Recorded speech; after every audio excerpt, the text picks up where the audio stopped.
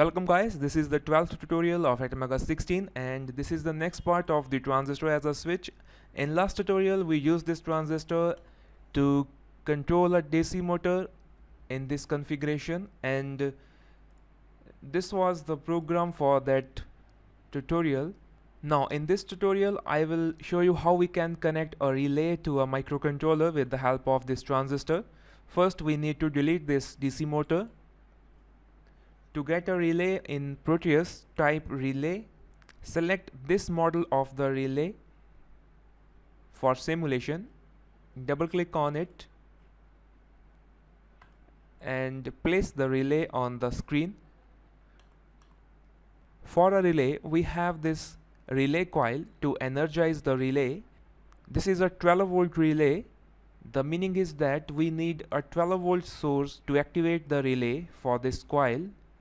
So I connect this 12 volt source to one end of the relay coil, and we have to connect this other end of the relay coil to the transistor collector.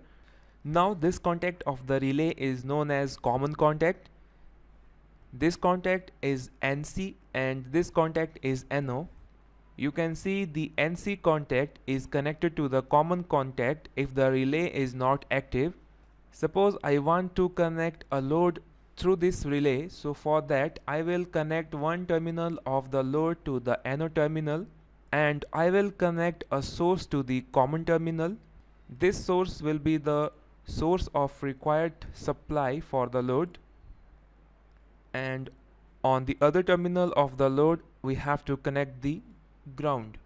Now in this configuration the common terminal is getting a supply for the load. The coil of the relay is also getting a supply from a DC source because it's a 12 volt DC relay, and the other terminal of the relay coil is connected to the collector of the transistor.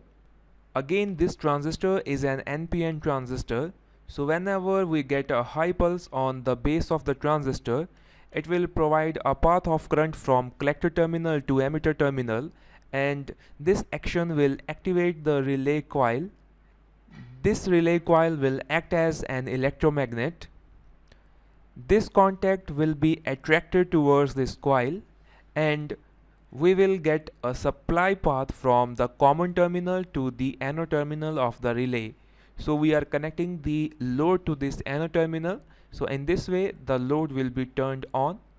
I am not changing the program for this tutorial because in the last tutorial I just toggled the transistor base pin by 1 second.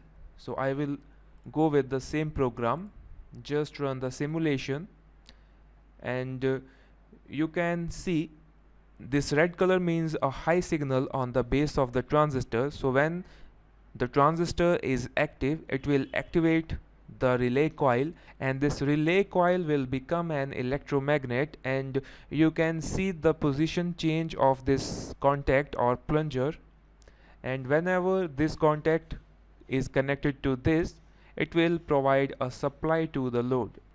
Keep in mind that you can connect AC as well as DC load on the output of the relay.